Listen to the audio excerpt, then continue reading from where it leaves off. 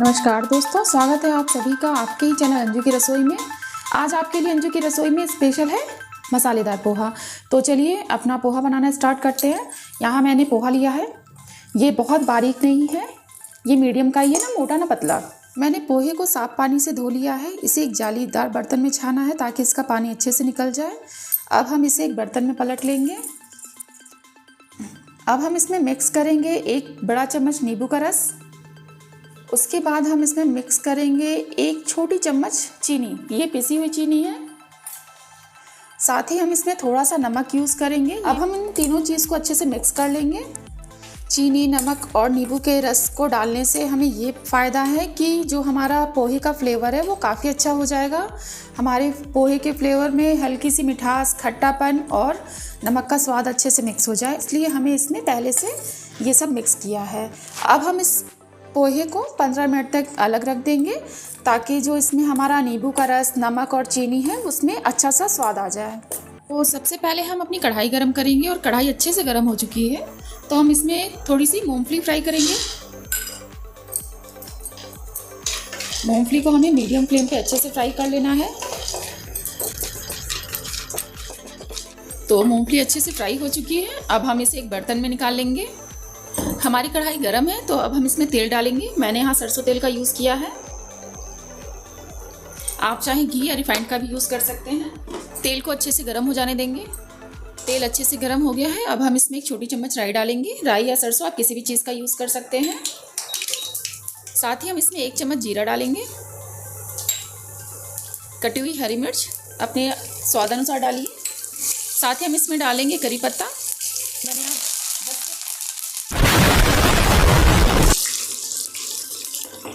अब हम इसमें डालेंगे 2 बड़े चॉप किए हुए प्याज। इसको अच्छे से मिक्स कर लेंगे।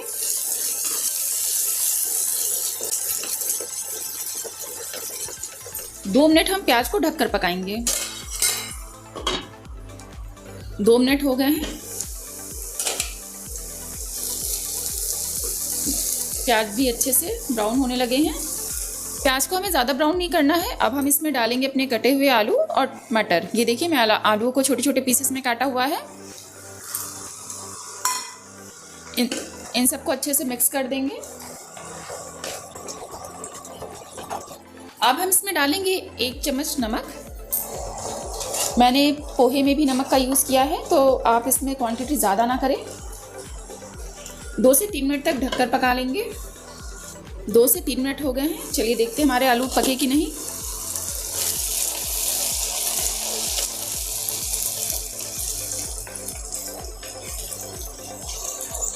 आलू को पकने में भी थोड़ा सा और टाइम लगेगा, अभी ये कच्चे हैं। तो थोड़ी देर के लिए हम आलूओं को और अच्छे से पका लें ताकि हमारी मटर भी अच्छे से सॉफ्ट हो जाए। हम इसे ढककर पकाएंगे। तो चलिए देखते हैं हमारे आलू मटर अच्छे से पके कि नहीं। इसको एक बार अच्छे से मिक्स कर लेंगे। मटर और आलू अच्छे से पक गए हैं। अब हम इसमें डालेंगे 1 चुटकी बराबर हल्दी, बहुत ज़्यादा हल्दी नहीं।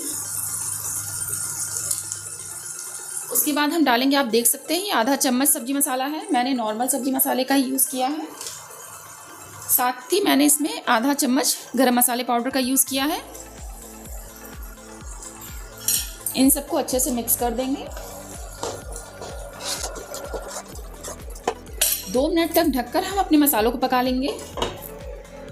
2 मिनट हो गए हैं, हमारे मसाले अच्छे से पक चुके हैं। मैंने यहाँ पे नॉर्मल सब्जी मसाले का ही यूज़ किया है और 1 छोटा चम्मच गरम मसाले पाउडर का यूज़ किया है। अब हम इसमें अपनी फ्राई की हुई मूंगफली डाल देंगे। अब हम इसमें डालेंगे अपना पोहा। आप देख सकते हैं पोहा काफ़ी खिला खिला है, बिल्कुल चिपचिपा नहीं है, ये काफ़ी अच्छे से फूल गया है। पोहे को हम अच्छे से मिक्स करेंगे। आप देख सकते हैं पोहे का कलर बहुत ही अच्छा आया है। मैंने पोहे को अच्छे से धोकर जालीदार बर्तन में छान लिया था ताकि उसका पानी अच्छे से निकल जाए।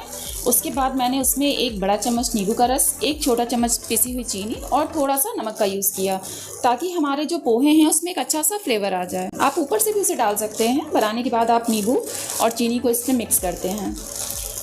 अब हम इसमें डालेंगे अपनी कटी हुई हरी धनिया और इन सबको अच्छे से मिक्स करेंगे। आप पोहे का कलर देख सकते हैं, बहुत अच्छा कलर आया है इसका। तो बनके तैयार है अंजू की रसोई का स्पेशल मसालेदार पोहा। तो चलिए इसे सर्व करेंगे। अब हम इसको डेकोरेट करेंगे हम आलू भुजिया से। आप चाहे नॉर्मल कोई भी नमकीन का यूज़ कर सकती हैं। तो दोस्तों, अगर आपको मेरा मसालेदार पोहा पसंद आया हो तो प्लीज़ मेरी रेसिपी को लाइक करें, कमेंट करें, अपने दोस्तों के साथ शेयर ज़रूर करें और मेरे चैनल को सब्सक्राइब करना ना भूलें। धन्यवाद।